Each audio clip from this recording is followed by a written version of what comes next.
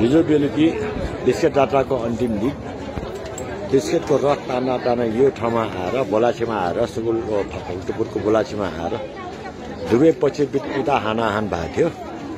अनि रथलाई चाहिँ जबरजस्ती पनि यहाँ तलतिर कोनेतिर ल्याइएको थियो। अब यसले चाहिँ धेरै ठाउँमा क्षति पुर्याएको छ। अहिले यो यस बाटोमा इँटा हानाहानको यो इँटाहरू सर्परस्त रासका रास इँटाहरू छन्। यहाँ रासका रास इँटाहरू छन्। त्यही आज बिहान हामी मर्निङ वाकमा हेर्न आउँदैछु के कस्तो घटना भएको थियो भनेर। ठाउँमा भत्किएको छ, घरहरू भत्किएको छ, पाठी भत्किएको छ, भत्किन लागेको ढल्किराखेको छ। अनि देउगैतिर रथको देउगैतिर चाहिँ ढल्किएको देखिन्छ। देउगैतिरको घरहरू र आम मानिसहरूको चाहिँ श्री सम्पत्तिहरूमा धेरै क्षति पुगेको देखिएको छ। अब भैरवनाथको मन्दिरको हालत पनि भैरवनाथको रथको पनि हालत पनि यस्तो छ। हेर्नुहोस् है कस्तो हाल भइरहेको छ। तपाईँले हेर्नुहोस् यस्तो छ भैरवनाथको रथको हालत। मानिसहरू सबै हिँड्ने नहुनेको यसको दृश्य हेर्न आइरहेका छन्। यस्तो छ भक्तपुरको जात्राको यो अन्तिम दिन। यसरी पछाडि भित्रबाट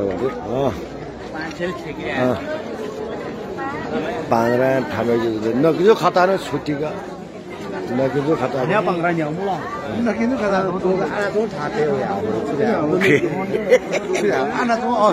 खया लाली भन्ने सोना सितारो भन अझै कसपाल्टो ढटिन्छ कसपाल्टो हना अझै कटियाबु माटा छेन्चुयाबु याउदी कसपाल्टो रबु माटा छेन्चुयाबु तबा ल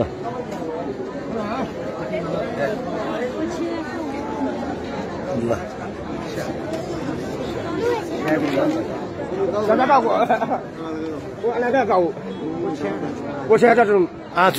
सुकौ मोरो अनालाकला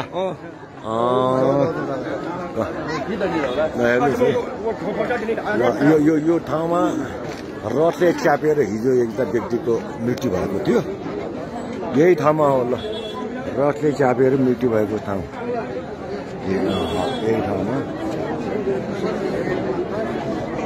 कटुन्जिएको एकदम मानिस कसपाल थरको मानिस हिजो यहाँ मरेको। रथको हालत हेर्नुहोस् यो अगाडिको पट्टा हो यस्तै छ।